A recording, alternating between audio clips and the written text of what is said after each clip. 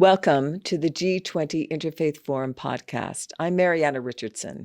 And I'm Stuart Bird. Today we're going to be talking about the last breakout session from our Brasilia forum. And I would say that these are still amazing content. And so like we've said for every single podcast, please go and look at these on our YouTube channel. Stuart, start us off. So the first session is titled Religious Literacy, and the speakers included Caetano Diaz-Correa, Halim Mahfoods, Matias Ho, Maria Lucia Uribe, Gilbras Agau, and Abdul Muti, and just really focused on the need for genuine interreligious relationships and engagement, and also developing educational curricula that go beyond just the facts of, okay, what do other religions believe in, but really fostering that interreligious relationship. It talked about creating more opportunities for interfaith experiential learning, especially for the youth, integrating religious literacy into policymaking processes at local and national levels, and conducting further research on effective models for enhancing religious literacy in diverse contexts. Currently, right now in college, I'm taking a class that's titled World Religions, and it's been really cool to just grow my understanding about some of the beliefs and practices of other religions. And there are some experiential learning opportunities where I maybe go to worship at another church and to learn about what they're doing, or to read this literature and learn about it. And it's just helped me open my eyes and learn more about others. So it's been helpful. Well, and that's something we need to do throughout the world. Yeah. And so we need to make sure that everybody has those cross-cultural experiences to be able to understand what other people believe. Yes. So the next one was on crossing bridges among sectors and institutions. And this was much more practical. And this was another one that I was able to moderate. But we had Maurice Bloom, who is with the GLI, the Joint Learning Initiative, Peter Mandeville, who's with USAID, Doug Fountain, who's with Christian Connections and International Health, and Judd Birdsall, who's with Georgetown University. And this was a very interesting group in that we were talking specifically about localization.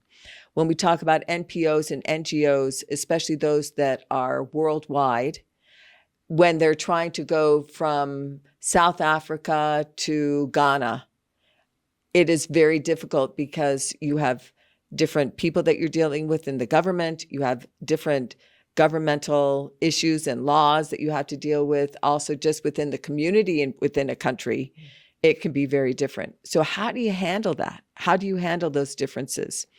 Organizations must be flexible to handle these different needs of different communities. And local leadership is the key. That was something that was talked about over and over again, how you really have to have a local person that helps you as an NPO or NGO to come in and help in other countries. And then finding those key people needs to be done strategically. You need to make sure that they really have the contacts you need, but also that they're honest and that they'll make sure that it doesn't, take away the viability of your company or your NGO or NPO. So it's really important to make sure that you get the right person. And then getting governmental help can be useful, but it can also have pitfalls. So you need to be careful in terms of how much you get involved with governments and also what you do to make sure that you're really helping people. And I think that's the number one is this following the Istanbul Grand Bargain, the move towards local leadership and localization is a challenge, but the focus needs to be around what can be done to strengthen communications and the flow of information, and then also how can these benefit global perspectives and also link local knowledge and leadership with these global organizations. Wow. Yeah, that's so important. The next session is titled Confronting Racism, Hate Crimes, and Radicalization. And the speakers include Audrey Kitagawa, Ahmad Khatir, Denise Lindberg, Sheikh Ibrahim Lethome, Knox Thames, James Patton, Rabbi Diana Gerson, Maud Harisal, Bin Hastri, and Musafar Kamilov. And really some key takeaways include the idea that racism, hate crimes, and radicalization can turn into violent extremism. Also that we should foster positive conversations about coexistence and the importance of addressing hate speech without infringing on freedom of expression. And so that's really one of the challenges here is you don't want to infringe on freedom of expression, but you also want to address and really decrease the hate speech that exists. Another focus was the ideas that society should foster empathy and shared values, including religious frameworks that promote kindness, healing, and dignity over hostility and exclusion. So once again, another way for religious communities to jump in and help here. I do want to highlight Denise Lindberg and the talk that she gave during this time, because she shared her personal experience as a refugee. She was a Cuban refugee after the Cuban Revolution. And as a refugee, she was called a worm. And during, the Rwanda genocide, people were labeled as cockroaches. And this kind of language fosters these hate crimes and violence and radicalization that we've been talking about, and how important it is that remember that they are people. And my mother would say to me, sticks and stones will break my bones, but words will never hurt you. But they do. And I realized that demeaning and degrading language that invites or incites others to look at an individual or a group of people as less than is the open door to the things that we're going to be talking about today, about hate crimes, about violence, and about radicalization. And Denise, of course, now is a judge. Yeah. And I love the fact that, here was a refugee who now is such a positive force for good. Also, Audrey Kitagawa is also the head of our anti-racism initiative. So I think it was really powerful that she was able to be a part of this discussion as well. E4 was on a faith perspective on the future of work. And this was moderated by Brian Grimm, who is the founding president of Religious Freedom and Business Foundation. There was also Aloyso Cristavam, who's a judge in Bahia, and Richard T. Fulton, who's executive director of the American Association of Jewish Lawyers and Jurists. And Brian Grimm opened the session by highlighting the Faith at Work Network for Latin America, which he was launching during this event. And he presented videos showcasing how major corporations like Google, Salesforce, Dell Technologies are creating faith-friendly workplaces, and how important it is that we do go, our whole selves are able to go to work, that we're able to go as people of faith.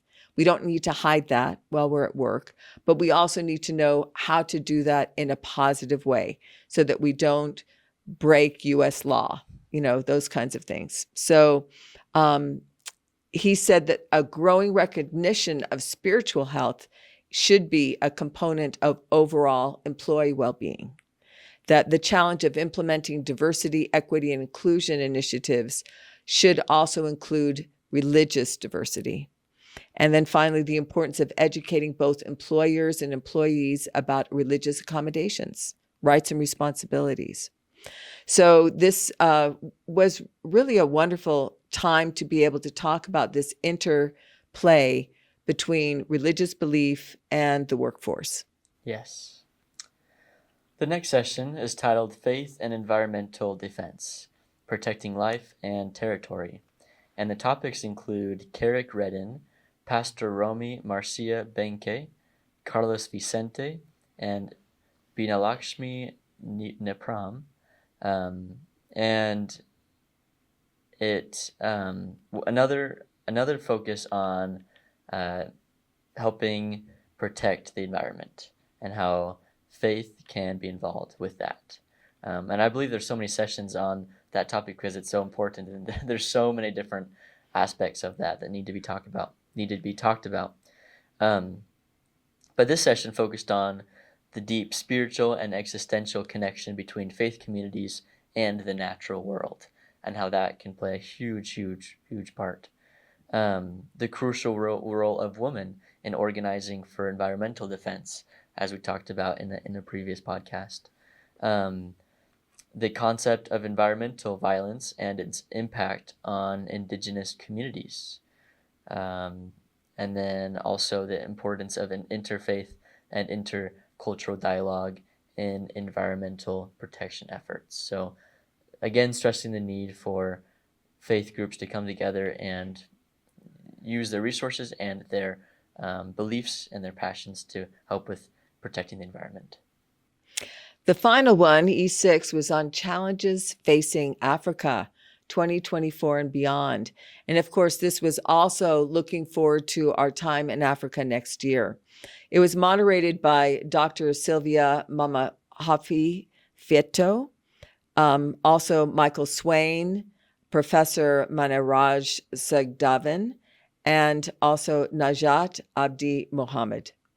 Now, the interesting thing here, key points that came away from this discussion, was the need to prioritize key issues for the G20 agenda for next year, and that the importance of addressing youth unemployment and disillusionment in Africa, the potential for Africa to leapfrog in technology development, especially as we talk about AI and AI in Africa, the need to combat corruption and promote transparency, and then the importance of interfaith dialogue and collaboration in addressing Africa's challenge.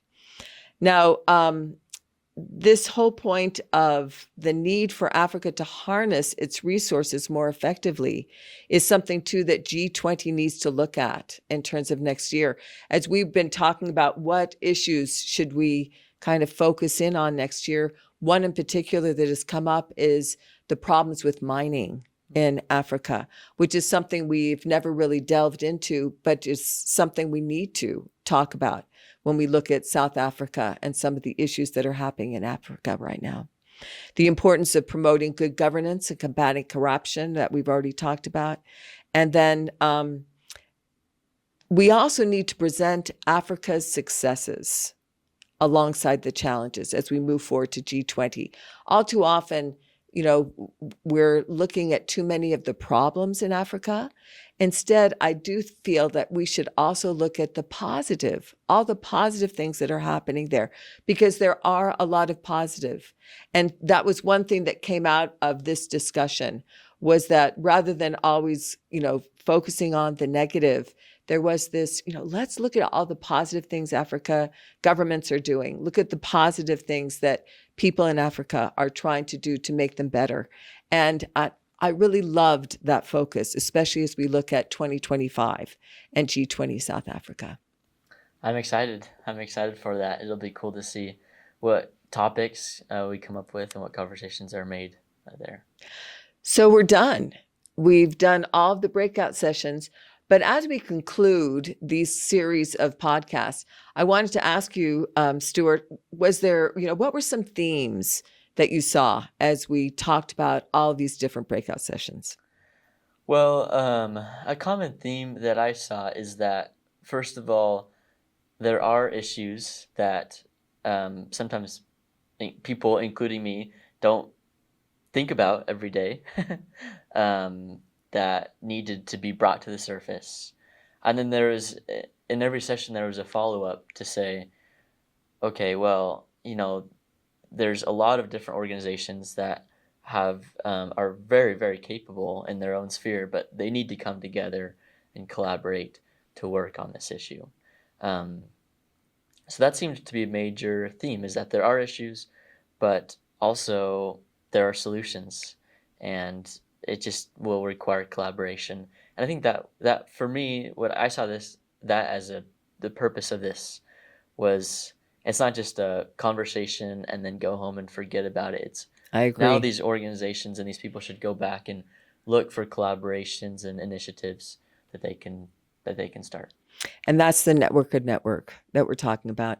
The other thing that I think was different, because I have been involved with probably 5 years of this. Yeah. And the one thing that I saw different in terms of this was the idea of artificial intelligence and technology. Yeah. And that really hasn't been addressed any time before.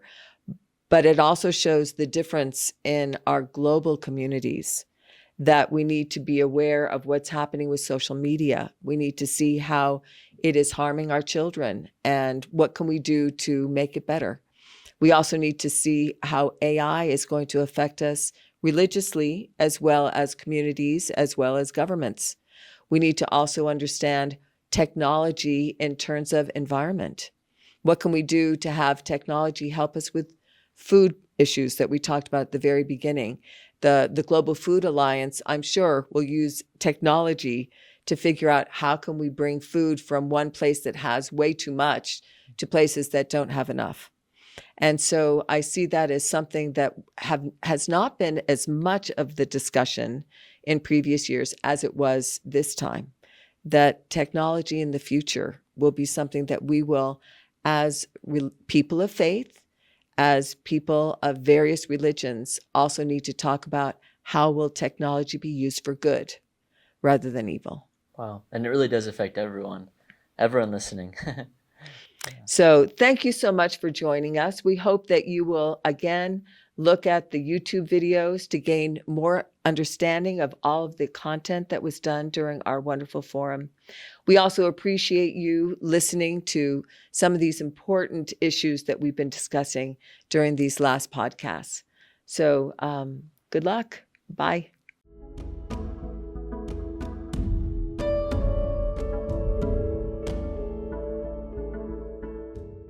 The podcast provides information and discussions on the G20 Interfaith Forum, but the views expressed are those of the individuals involved and not necessarily the official stance of the forum. The content is for general informational purposes only and should not be considered professional advice or expert recommendations. Listeners should exercise personal responsibility, seek professional guidance, and conduct further research when making decisions based on the podcast. The information shared may not always reflect the most current developments, and external links or resources are provided for additional information, but are not endorsed or controlled by the podcast. By listening to the podcast, listeners acknowledge and accept these disclaimers. Please be aware that the content of this podcast may be subject to copyright. Unauthorized copy, distribution, and reproduction of any part of the podcast is prohibited.